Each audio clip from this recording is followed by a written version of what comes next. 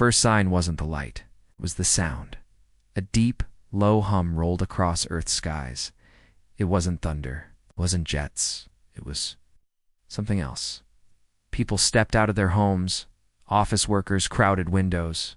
Children froze. Mid-play, phones came up. Cameras started recording. Then the sky tore open. Not with clouds, but with light. A seam of white fire split the blue above New York City, stretching wider, bending into a circle. A perfect, impossible circle. Inside it, black shapes moved, dozens, then hundreds. Ships, massive, angular, and far too quiet for their size. They slid from the hole in the sky, one by one, each the size of a skyscraper, covered in silver plates, that caught the sunlight like blades. The first instinct was panic. The second was air raid sirens screamed across cities. Fighter jets scrambled from air bases. Every news channel switched to live coverage. The Pentagon's Situation Room lit up with red alerts. But then, nothing happened. The alien ships didn't fire. They didn't even move toward the cities. Instead, they formed a loose ring in Earth's upper atmosphere, a silent wall in the sky. And then came the voice.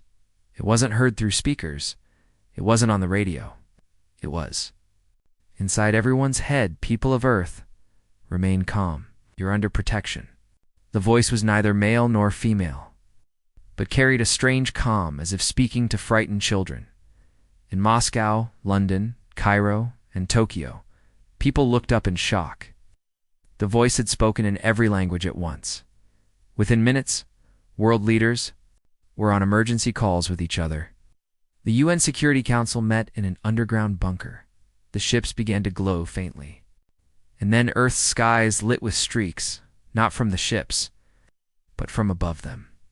Meteors, hundreds, no thousands, burning red, screaming toward Earth. The alien ships moved instantly. Their hulls rippled with bright blue energy. Lances of light shot from their sides, striking the meteors mid-descent. Rock after rock shattered in the upper atmosphere, raining harmless dust instead of destruction. In seconds, the danger was gone. Billions watched live as the ships took up new positions. Their formation tighter now, their hulls still glowing faintly. From the heat of battle, and then the voice spoke again. "We are the Vora. You are safe now. The threat has been neutralized." Across the world, news anchors struggled to keep their voices steady. The threat had been a meteor swarm big enough to wipe out entire continents. If these Vora hadn't intervened. People started cheering. In Times Square, strangers hugged. In Shanghai, fireworks went off in celebration. But not everyone celebrated. In the Pentagon's secure conference room, General Howard Graves sat stiffly at the head of the table, his eyes locked on the satellite feed. "Play that again," he ordered. A technician replayed the footage of the meteors, except this time, slowed to 1 frame per second. "There," Graves said, pointing at the screen. "Pause. Zoom." The image sharpened, showing one of the massive alien ships. But just for a split second before firing, its hull panels had shifted, revealing rows of weapons far larger than needed to deal with meteors. That, Graves said, is a warship, not a rescue ship. Around the table, aides and analysts exchanged uneasy looks. The president's voice crackled over the secure line. "General, are you suggesting they're here for something else?" "I'm not suggesting," Graves said. "I'm certain." Far above, the alien flagship hung in geostationary orbit over the Pacific. Inside its vast, dimly lit bridge, Commander Sarek of the Vora stood watching Earth through a curved viewing wall. Behind him, a younger officer approached. "The humans are excited," the officer said carefully. "Their networks are full of praise. They believe we saved them." Sarek didn't look away from the planet. "Good. Let them believe that." The officer hesitated. "Commander, shouldn't we explain why they were in danger? About the scourge?" "No." Sarek's voice was cold. "The more they know, the more dangerous they become." The younger officer frowned. "They already seem dangerous. Strong, fast, inventive." Sarek turned sharply, his black eyes glinting in the dim light. "You have no idea what they are. I have seen the archives. I know why the Council gave us this mission. He walked back to the window, watching the clouds swirl over the blue oceans. Earth, he said softly. The last unbound predator. World. Meanwhile in Geneva, UN Secretary-General Alina Morozova sat at a round table with representatives from the United States, China, Russia, and the European Union. A shimmering column of light appeared in the center of the room. Out of it stepped a tall, silver-skinned being with eyes like molten gold. "I am Envoy Talric of the Vora," the alien said in flawless English. "On behalf of the Galactic Council, I am here to negotiate the terms of your protection." Word terms set off a quiet ripple of unease. Tal Rik continued, "We will remain in your orbit for an indefinite period. We will deploy a Guardian Spire on your world to shield you from further danger. In exchange, your military forces must be reduced." Reduced? Morozova asked sharply. "To avoid provoking the scourge," Talric said smoothly. "Threat you face is unlike anything you have known. We will handle it. You must not interfere." The room went quiet. Thousands of miles away, deep in a government research facility beneath Colorado, Dr. Isaac Morrow watched the live feed of the meeting. He didn't trust them. Not for a second.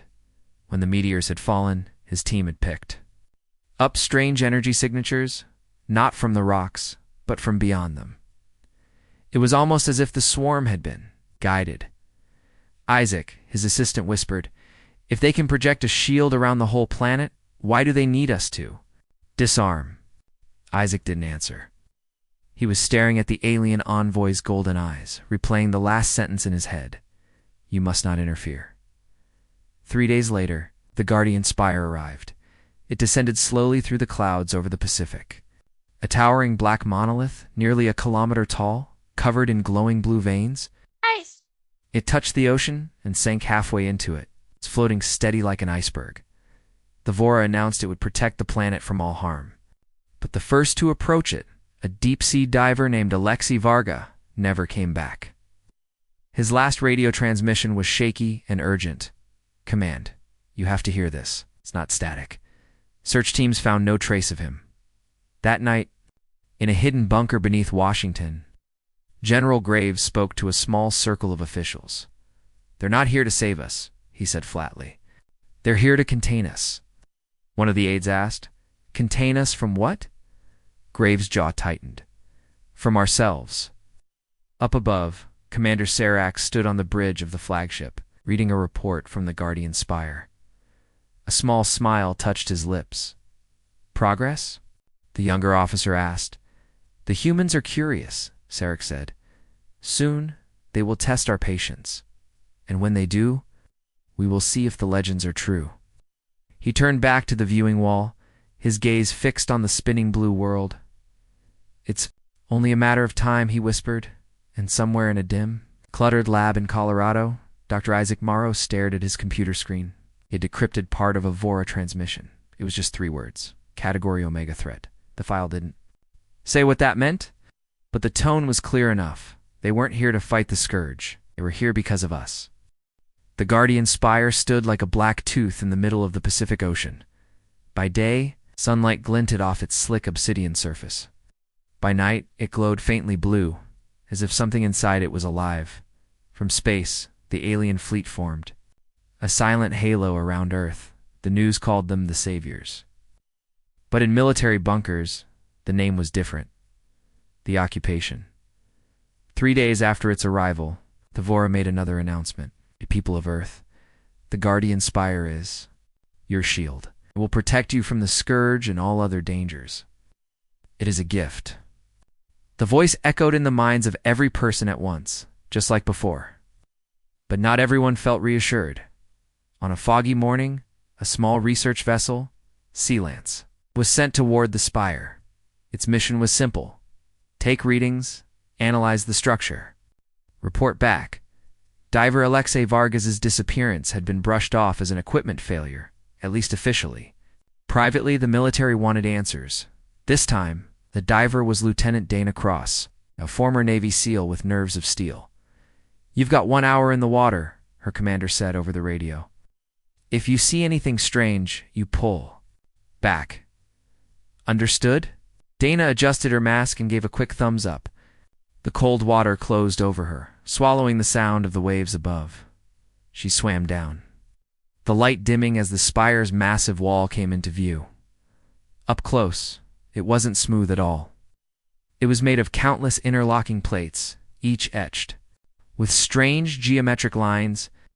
They pulsed faintly like a heartbeat. She touched one, and instantly, her vision blurred. Flashes, images, not from her own mind. She saw vast alien battlefields, worlds reduced to ash, fleets torn apart by swarms of black, insect-like ships.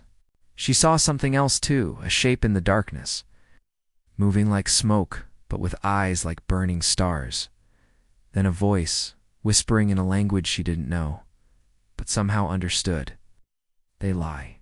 Her breath caught. She kicked away from the spire, heart hammering. The next moment, her radio hissed with the commander's voice. "Lieutenant Cross, report." I saw," she began, but the words stuck in her throat. Her mind was still full of the images, the voice.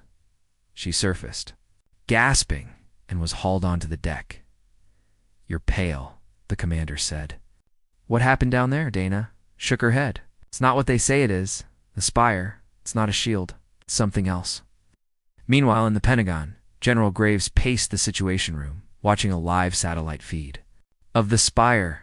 The structure's emitting a low-frequency signal, an analyst reported. "It's not broadcasting outward. It's going inward, into the planet." Graves frowned. "Into the planet? Why?" "We don't know," the analyst said, "but if I had to guess, it's scanning." Graves stopped pacing. "Scanning what?" The analyst hesitated. "Us."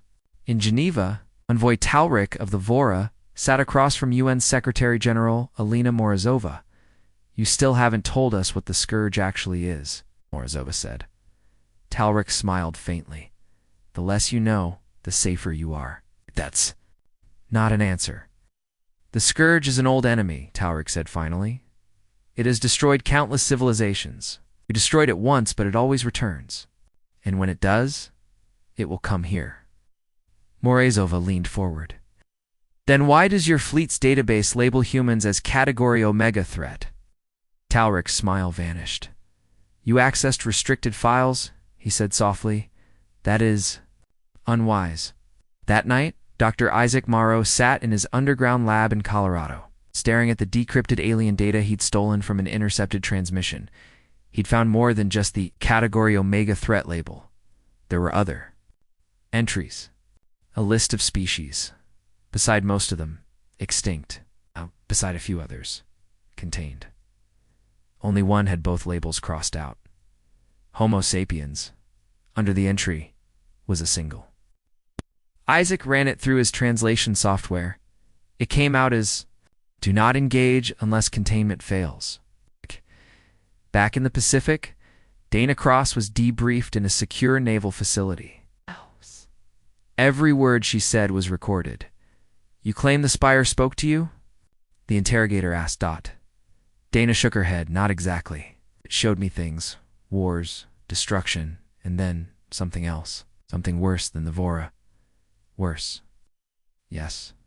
And it told me they were lying." The interrogator leaned back. "You're aware how this sounds?"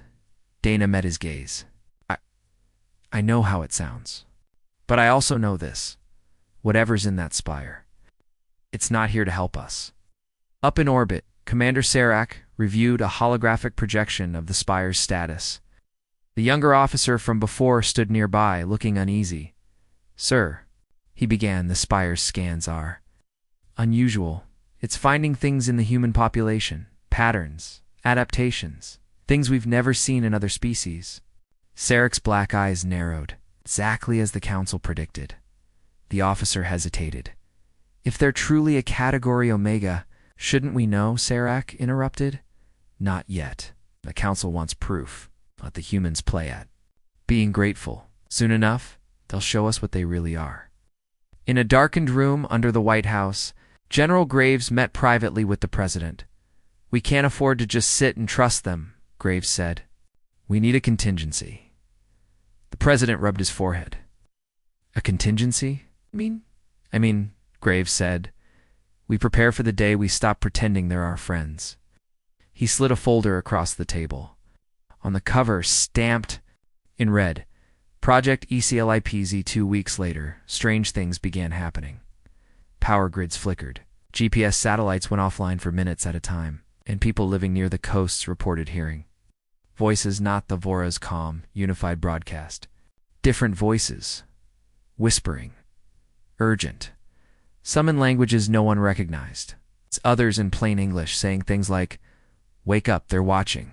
It's almost too late." Dana Cross sat in a bar in San Diego, nursing a glass of whiskey. She'd been discharged from the mission, officially, for psychological recovery. Unofficially, she suspected the Vora didn't like what she knew.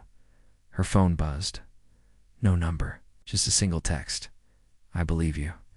Isaac M. She stared at it for a long moment, then typed back. "Then you know we can't trust them. Up in orbit." Sarek stood on the bridge, watching Earth turn beneath him. He'd read the latest scan reports. The Spire had detected something. Deep in Earth's crust, something big, metallic, and old. And it was human-made.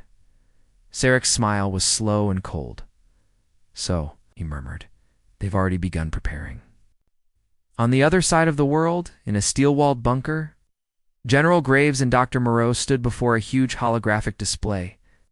It showed a network of underground tunnels and chambers stretching beneath major cities. "This is Phase 1 of Project Eclipse," Graves said.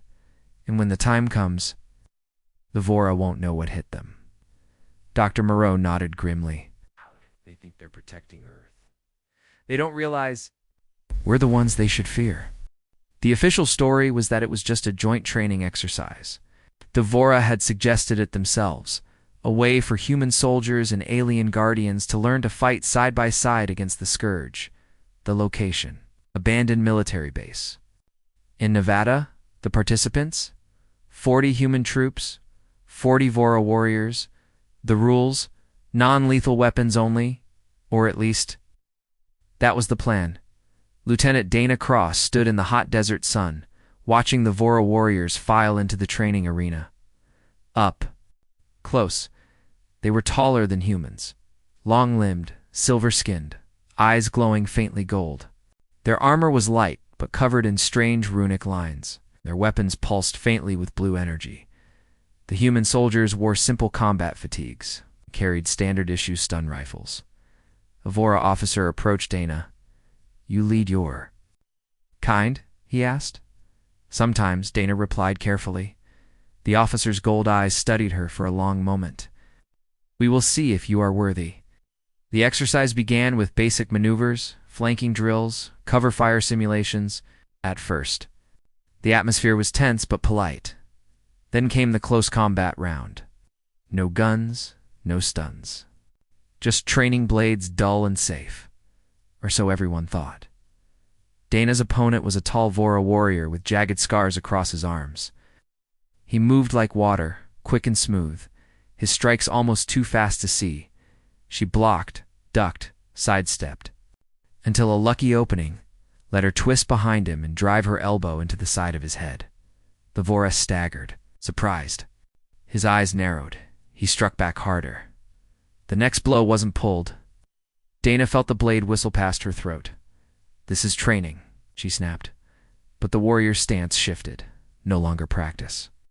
Now it was a duel. Other pairs kept sparring, but voices started rising. A few other Vora were hitting too hard. Some human soldiers were fighting back with equal force in seconds. The exercise started looking more like a real battle. Dana's opponent lunged, aiming a blade for her chest. Instinct took over. She sidestepped, grabbed his wrist, and twisted hard, using his own momentum to slam him into the ground. Before he could react, brought her knee down on his neck. Something cracked. The alien went limp. The arena went silent. The other Vora warriors froze.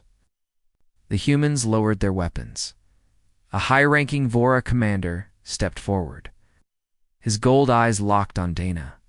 "You killed him," he said flatly. Dana stood over the fallen warrior, breathing hard. "He tried to kill me."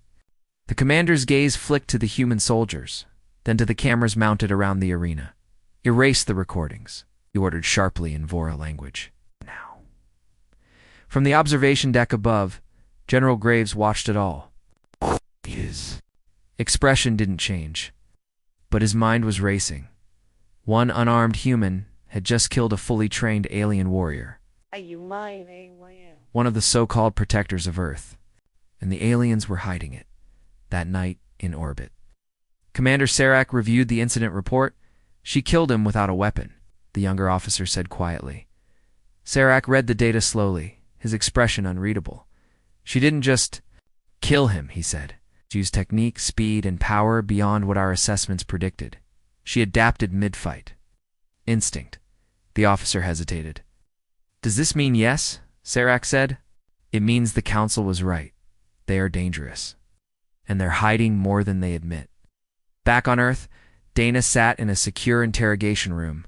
The man across from her wasn't military. He wore a plain suit, but his presence was heavy. You? Think they'll retaliate? He asked. Dana shrugged. If they do, it'll be quiet. They can't admit one human beat one of theirs. The man leaned forward. Then we use that to our advantage, she frowned. What do you mean? He slid a folder across the table. On it, stamped in black, Eclipse Phase 2, in a hidden lab beneath Colorado.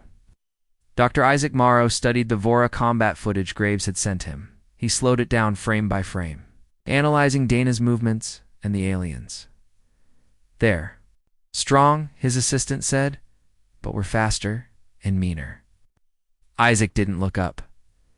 It's more than that. She wasn't just fighting. She was thinking, recalculating every second. That's what they fear. 3 days later, the Vora requested another joint drill. This time, the humans declined. Official reason. Rest period between exercises. Real reason. Graves wanted to see how the Vora reacted to being refused. The reaction came fast, in orbit. Sarah called his officers together. They've started saying no, he said. That means they're planning something. If we want to contain them, we must do it soon, before they realize just how powerful they truly are. The younger officer hesitated. Sir, what if they already know? Sarek's eyes narrowed. Then, he said we may already be too late. That night, in a bunker under Washington, Graves, Dana, and Isaac met face-to-face for the first time. Isaac brought up a holographic projection of the alien fleet. Here's the truth, he said.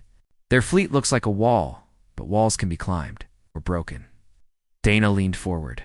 So what's the plan? Graves' voice was low. We've been building something they can't see, something underground. When the time comes, we'll use it to wipe them out before they know what hit them. And until then, Dana asked. Until then, Graves said, we play along. Let them think we're grateful. Let them think we're safe. And when they move to cage us, he smiled. We'll be ready to bite. Up above, in the quiet darkness of space, Commander Sarek stared at the image of Dana Cross in the incident report. He studied her stance. Her eyes, the way she'd stood over his fallen warrior, it wasn't defiance. It wasn't even victory. It was the calm of a predator who had just tested its prey, found it wanting. Sarek's jaw tightened. She is just one, he murmured. What happens when there are billions? The message came at midnight. Not through official channels, not through the alien broadcasts, but on a secure, military-only line buried. So deep in Earth's network, it shouldn't have been possible for anyone outside to find it. It was just one sentence. Meet me where the waves break twice.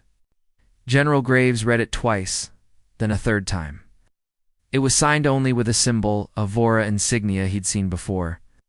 One worn by a low-ranking communications officer in the alien fleet. The meeting place was a quiet stretch of rocky coastline. In Alaska, where jagged cliffs cut into the sea and waves slammed into them from two directions. Graves didn't go himself.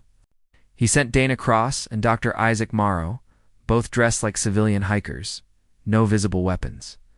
The night was cold and clear, and the only sound was the crash of the waves, and then a shape emerged from the shadows, tall, silver-skinned eyes, dimmed.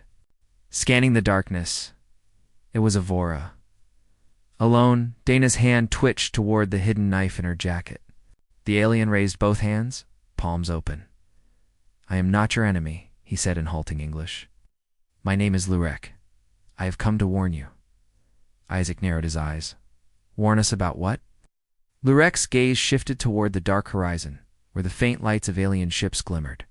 "The scourge you were told of is dead. Has been dead for centuries." Dana felt a cold weight settle in her chest. "Then why are you here?" Lurek's voice dropped. "We were sent to contain you." He told them everything in quick clipped sentences. How the Galactic Council classified certain species as Category Omega, too dangerous to be allowed to spread among the stars.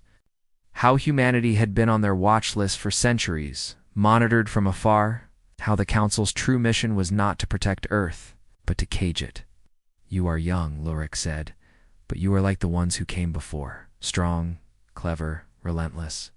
They called themselves the Zorith. We feared them too. But they reached beyond their world, and in the end, we had to burn them from the galaxy." Isaac's voice was sharp. "And now it's our turn." Lurek nodded.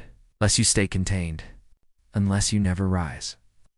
Before Dana could respond, her earpiece crackled a scrambled alert from Graves. "Cross, Morrow, you have incoming. Vora strike team, 10 minutes out." Dana turned on Lurek instantly. "Did you lead them here?" "No." Lurek's voice was desperate. "They must have tracked my shuttle." In the distance, the low hum of alien engines began to grow louder. The rocky coastline made every step dangerous. Waves sprayed cold salt water over their boots. The engines grew louder, then blue searchlights sliced through the darkness, sweeping across the cliffs. Dana shoved Isaac ahead of her. "Keep moving." Lurek kept up effortlessly, his long strides covering twice the ground. He glanced back once, his gold eyes narrowing. "They won't take me alive," he muttered. A shadow passed overhead, an alien dropship, its hull glowing faintly in the moonlight. A side hatch opened, and figures leaped out, landing on the rocks with perfect, predator-like grace. Vora warriors.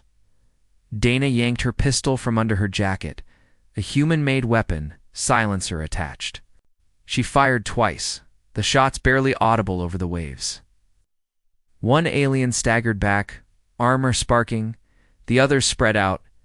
Isaac spotted a narrow crevice in the cliff wall. In here, they squeezed inside, the rocks scraping their shoulders. The searchlight swept past, missing them by inches.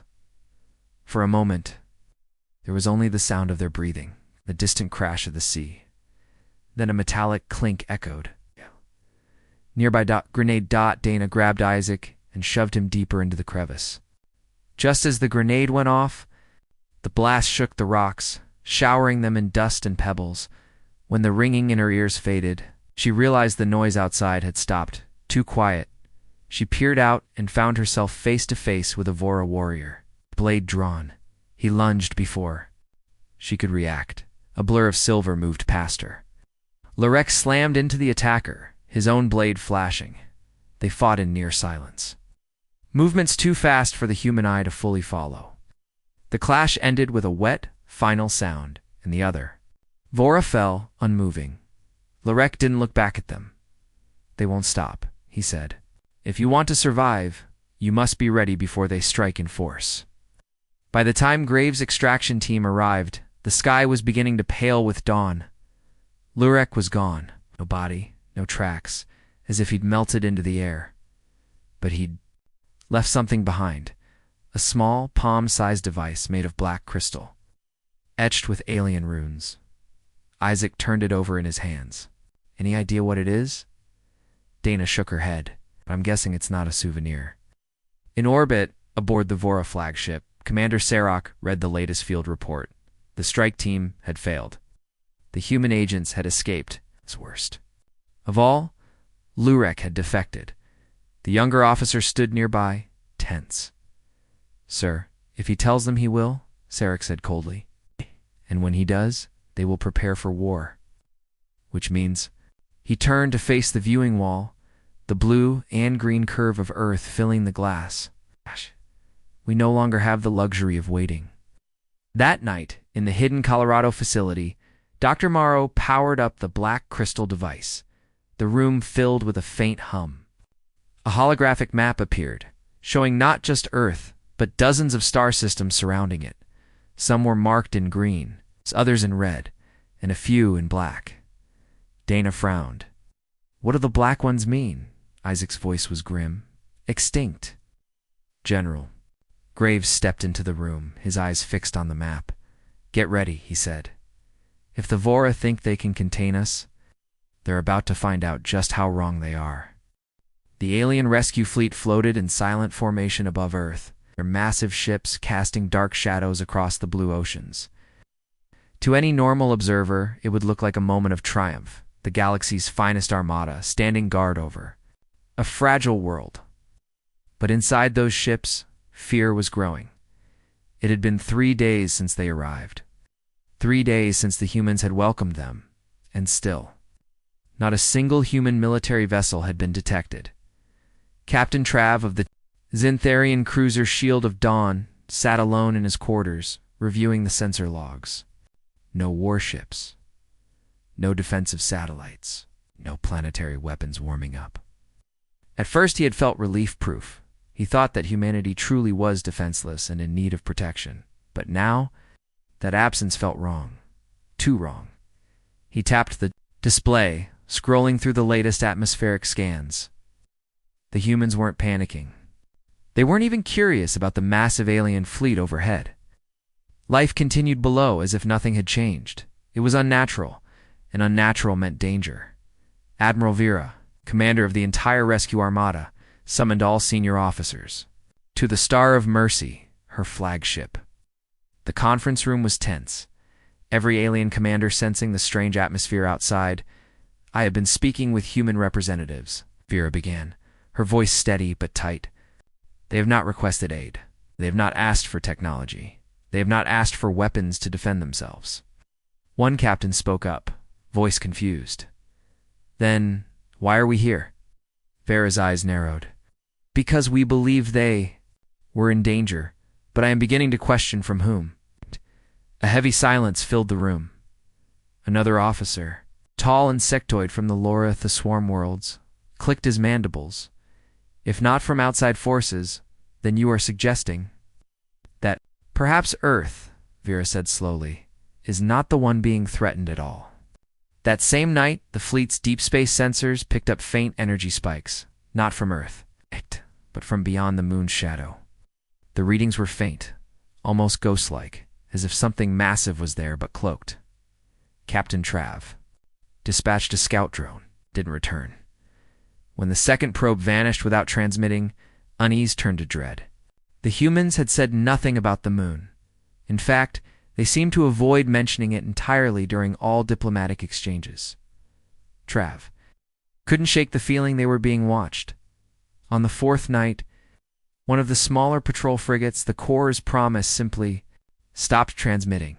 Its transponder still blinked in the fleet registry, but it was drifting away from formation at a slow, steady pace. A boarding team was sent. What they found chilled every member to the bone. The ship was completely empty. No signs of violence, no damage. Every control panel still active. The crew had simply vanished.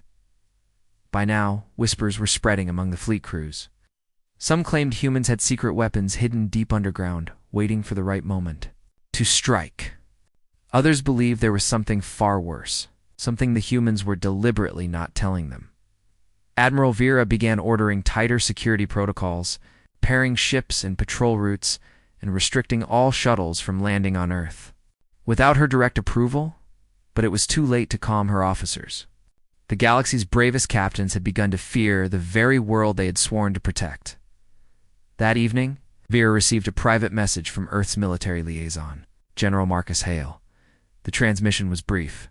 Admiral, you should leave orbit before nightfall tomorrow. That's the last warning I can give you.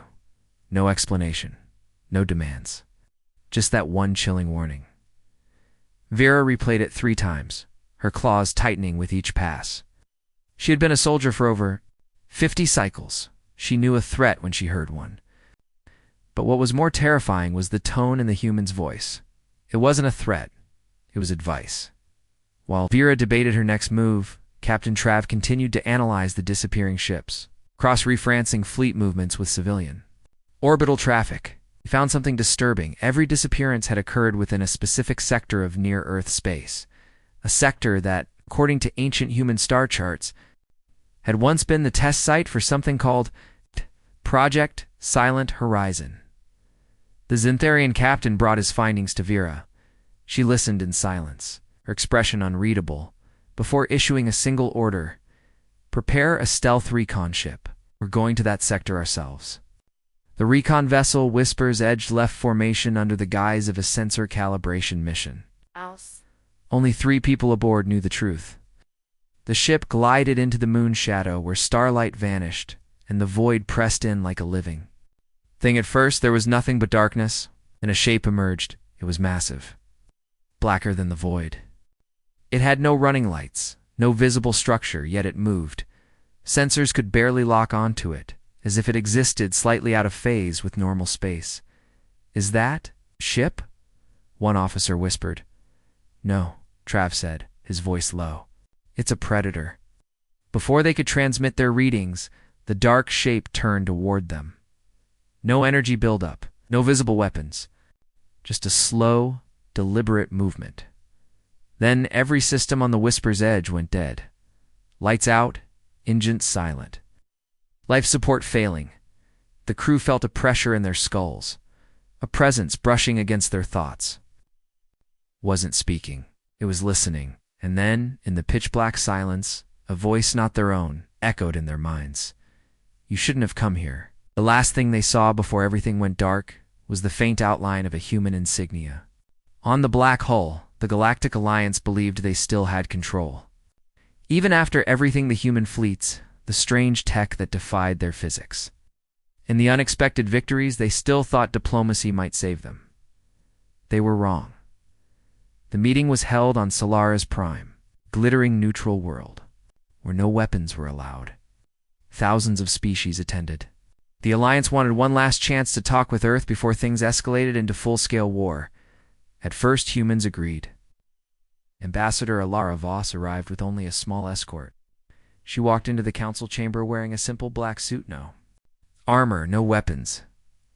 Yet the room seemed colder when she stepped inside. Her eyes swept across the alien delegates, not with fear, but with something else. Something heavier. You wanted to protect Earth? Alara began. You thought we were fragile? But here's the truth.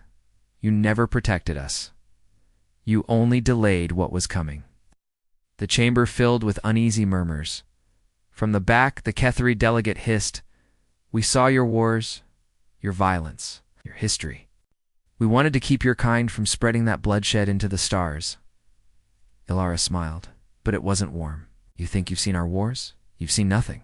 Humanity was forged in them. And now, she stepped forward, her voice lowering to a dangerous calm. You're about to find out what we've been holding back. The words struck the room like a pulse. Every translator device repeated them. The meaning was the same in every language. A warning. Suddenly, a ripple of data streamed into the chamber. Screens lit up, displaying massive movements in human-controlled space. Entire fleet ships, larger than anything the Alliance had seen, were leaving Earth and Mars. Unknown stations were activating near wormhole gates. This is an invasion, one alien shouted. No, Alara said. This is us making sure no one ever tries to protect us again. But the true turning point came seconds later, without warning. The human escort ships orbiting Solaris Prime vanished from sensors, not warped away, not cloaked, just gone. Alliance security panicked. Where did they? Then, the lights in the entire council chamber flickered. A deep thrumming hum filled the air. And when the power stabilized, every single alien warship in orbit was missing too. Return them immediately, the Varelian High Chancellor shouted. Leia simply tilted her head. They've been moved somewhere safe. Far away, we will return. Them, if you listen? The realization hit everyone at once. Humans had just removed hundreds of ships, including the Alliance's most advanced, from high security. Orbit in less than 10 seconds. No alarms, no battles, no casualties. And no one had the faintest idea how. This is not war, Ilara continued. This is control. And if you don't want to see what happens when we lose patience, then start treating Earth as an equal. Not a project. The chamber was silent. Even the most aggressive war leaders were frozen, because they all knew the Alliance had underestimated humanity. They didn't just have weapons, they had capabilities the galaxy couldn't even understand. And, for the first time in thousands of years, the galaxy was afraid. The council chamber on Solaris Prime had gone quiet after Ilara Voss's warning. Quiet, but not calm. Every delegate left that day with the same fear in their minds. If humans could do that in 10 seconds, what else could they do? The Alliance called an emergency session without human presence. The plan was simple: find and destroy whatever tech allowed humanity to bypass all known defenses. They couldn't fight humans head-on, not after what happened. So they would strike at the source before Earth could launch a full war. But Earth already knew. Far from Solaris Prime, the edge of the Orion Rift, the last and most secret human facility hung in the void, the Aegis Vault. It wasn't a weapon. Not exactly.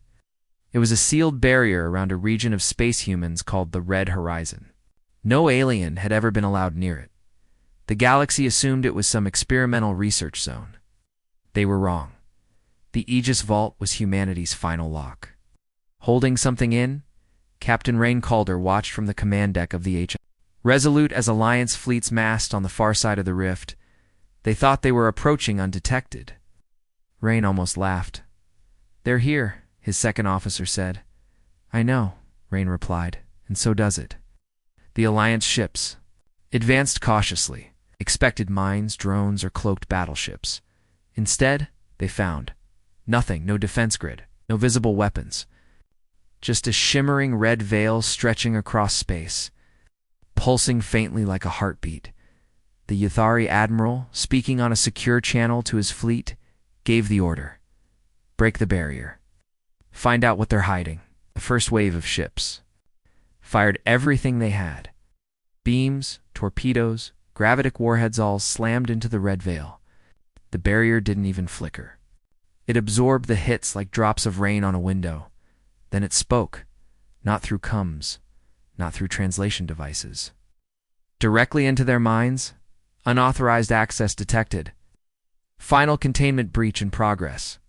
Panic spread instantly. Number 1 knew whose voice it was, or what it was. The Alliance admiral shouted for the fleet to retreat. But it was too late. The veil began to open. From the resolute Rain watched the rift widen. Beyond it lay not darkness, but a swirling mass of something. Shapes moved within, colossal, slow, and impossible to measure. They weren't ships, weren't even life forms in the normal sense. They were old, older than the Alliance, older than humanity. The barrier wasn't keeping enemies out. It was keeping those things in, and now the galaxy had just broken it. Illyra's voice came over Rain's come. It forced our hand. "Activate Black Protocol." "Yes, ma'am." Across human space, fleets began moving. Not toward alien worlds, but toward choke points, stargates, and critical hubs. Humanity wasn't invading. They were locking the galaxy down, because if those things from the Red Horizon escaped, there wouldn't be a galaxy left to fight over. Rain looked out at the Alliance ships still trying to flee. They didn't realize the truth yet. Earth had never been the threat. Earth was the warden, and now the prison was breaking. The barrier was gone. Not shattered, not burned away, just gone like it had never existed.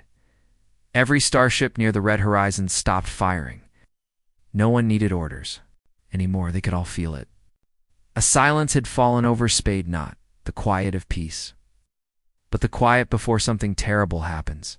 Inside the breach, the swirling red light began to thin. Something stepped through. At first, the mind couldn't comprehend it. Shape was wrong. It shifted between forms, as if reality itself couldn't decide what it was. Sometimes a vast beast with wings made of shadow. Sometimes a pillar of burning glass taller than mountains. Sometimes a shape that looked almost human. Every Alliance sensor went haywire.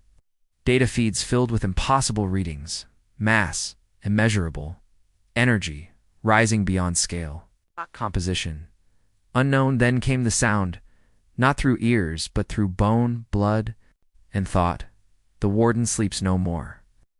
The Yathari admiral tried to order a retreat, but his words broke into screams as his ship's hull began to fold inward without touching it. One by one, ships in the front ranks simply vanished, erased from existence like ink wiped from paper. No explosion, no debris, just gone. From the HSS Resolute, Captain Rain Calder didn't flinch. He had seen the recordings from centuries past, when humanity first built the Aegis Vault. He knew what was coming. "Open fire," he said. His crew hesitated. "Sir, the target?" "Everything that comes through, cross human space." Fleets emerged from slipstream tunnels, forming walls around populated sectors. They weren't fighting the Alliance anymore. The alien fleets had stopped shooting. At humans too? Every species now had the same enemy, but only humanity knew how to fight it. From deep storage vaults, the weapons came out, things the galaxy had never seen. Quantum imploders, singularity lances, chronolock arrays, weapons so dangerous they were forbidden even on Earth's own warships. Until now, the first of the Red Horizon entities broke fully into normal space. It was the size of a moon, its surface constantly shifting between flesh, stone, and fire. Its head, if it had one, turned toward the nearest planet. A single look made the oceans boil. Human ships struck first. Lances of compressed space ripped into the creature's shifting form. Quantum detonators tore chunks of it into non-existence. But it kept coming. Behind it, more forms moved in the breach, thousands. Each one unique. Each one beyond the ability of biology or physics to explain. The galaxy finally understood. Humanity hadn't been protecting itself from the galaxy. Humanity had been protecting the galaxy from this. On the secure command link, Lara Voss spoke to every fleet commander, human and alien alike. "We cannot close the vault again. They know the way now. We fight or everything dies." Even the most warlike alien races hesitated before answering. But one by one, voices came through the coms. "We fight." The battle that followed had no front line, no safe zone. Space itself twisted under the entity's presence. Time loops trapped ships in repeating seconds until they burned out. Entire asteroid belts turned to liquid and streamed toward the creatures like rivers of metal. Humanity fought with precision, hitting weak points and patterns passed down through generations. The aliens, untrained, lost ships by the dozen but learned quickly. For the first time in history, every fleet in the galaxy fought side by side. Hours turned into days. The breach pulsed, shrinking slightly, then widening again as more creatures forced their way through. Rain Calder's Resolute was one of the last ships guarding the breach itself. His hull was cracked, power failing, but he stayed in position. On the final day, the largest entity yet emerged, being so massive that even the breach strained to contain it. It looked directly at Rain's ship. "Little Warden," he smiled. Grimly, not so little. The Resolute's last weapon was a Singularity Lance 1 shot only, forbidden for centuries. It would destroy not just the creature, but everything within a light minute of the impact point. Rain's crew knew what it meant. Not one of them left their stations. Fire. The beam struck the creature at its core. For the first time, it screamed a sound that shook stars. The breach behind it began to collapse, dragging the rest of the entities back into the red horizon. When the light faded, the Resolute was gone. So was the creature. The barrier was reformed, stronger this time, pulsing with new energy. Across the galaxy, fleets drifted in silence. Humanity had lost thousands of ships. The aliens had lost more. But the prison held. On Earth, a new plaque was placed in the Hall of Service. "The Warden sleeps again, until called." And every species knew one truth. If the red horizon ever broke again, they would pray for humans to wake first.